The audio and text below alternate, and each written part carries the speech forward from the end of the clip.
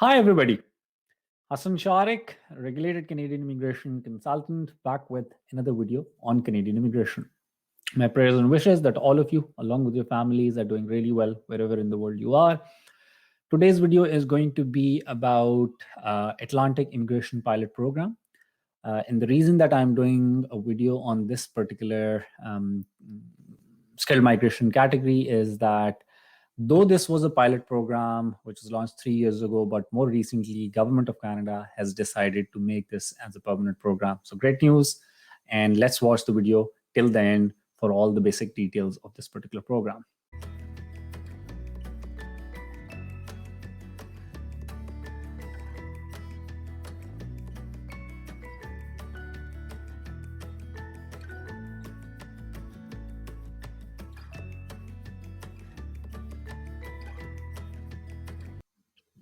So, Atlantic Immigration Pilot Program. This program was launched about 3 years ago, and because of its success, has become a program where government has decided to make this permanent. There have been a lot of programs more recently, which are community or region specific. And the reason is that previously, most of the immigrants who moved to Canada ended up settling in these large cities of Canada.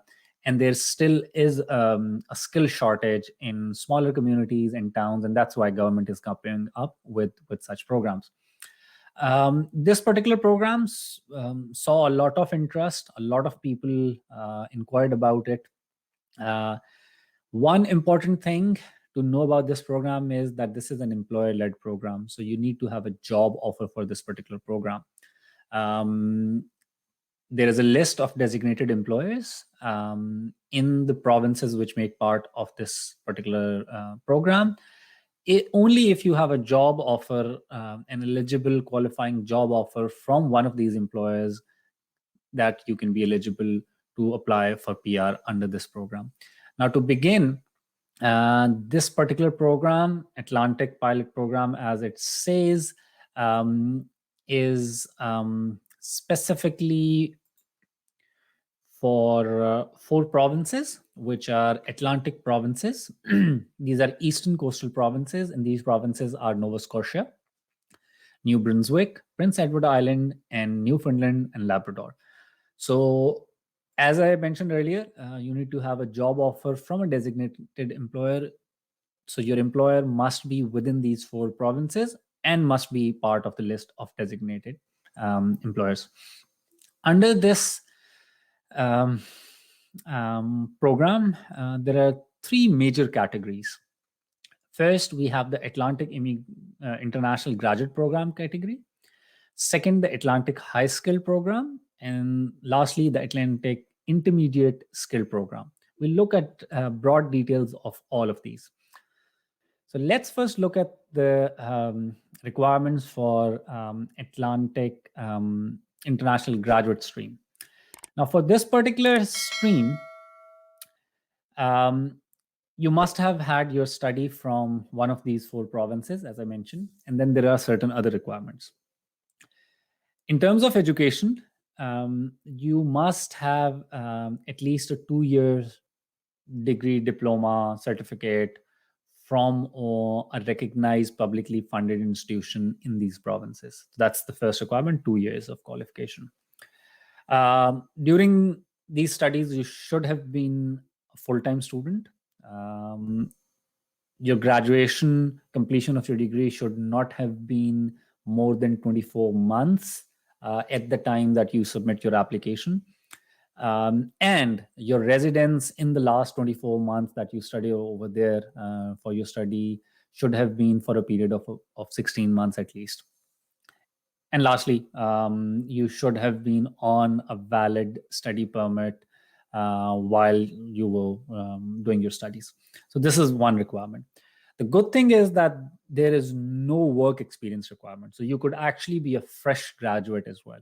So you finish off your studies, you fulfill all these requirements, and you could be eligible for this. And this is where this program becomes very, very attractive for a lot of those people who are considering study options in Canada. A lot of times they ask as to which program should we pick, which program should we choose? So this program gives you some really good options. So if you are looking at enrolling in Canada, maybe enrolling in one of these Atlantic provinces can be a great option. Language testing. So there is a language requirement, but the language requirement is only CLB4. So pretty easy. It shouldn't be a problem. The language test should not be more than 2 years old. That's a requirement. Proof of funds, you are required to show enough funds for yourself and your immediate family to sustain for a while. So the normal requirement that IRCC has, you have to.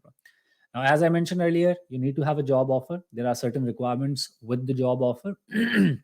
First, it has to come from a designated employer. It has to be a full-time job, at least 30 hours per week. It must be a non-seasonal job, so a permanent job. It must be a job for NOC 0A, B, or C. So for international graduates, NOC 0A, B, and C are all fine. And at the time that you're being offered this job, it should be for a period of 1 year. Once these conditions are met, you can submit your application. So this is a quick overview of the international graduate stream that is there. So now let's have a look at the high-skilled worker stream. This particular stream is for people who have their NOCs 0A or B. First of all, this has a work experience requirement. For this particular stream, you must have at least 1 year of work experience within last 3 years from the time that you submit your application. And that work experience should be in NOC 0A or B. Self-employed time period in various NOCs is not considered or not acceptable under this stream. Then there is an education requirement.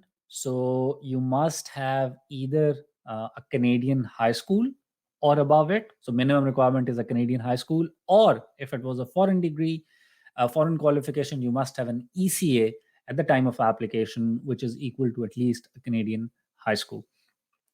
Language testing, again, as I mentioned, the language requirements are not very high for this particular program. On the whole, a CLB4 is required, proof of funds. Now, important things in terms of job offer. Again, the job offer has to come from a designated employer from within the province. It must be full-time. It must not be a seasonal one, so a non-seasonal one. It can only be for NOC 0A or B because we are talking of high skill stream. And the employer is offering you a job that will last for at least 1 year. But the important thing, difference between this category and the international skill category is that for this, 1 year from the time that you become a permanent resident. So you submit your application for permanent residency. It might take a bit of time. The job offer should be valid from that time onwards.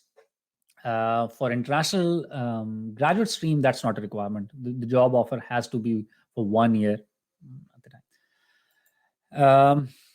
And you must meet employment requirements for the job as you're. So once you have all these requirements fulfilled, you can submit for an application for PR under this.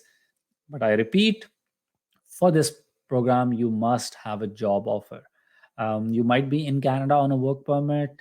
You might be having a postgraduate work permit after completion of your study.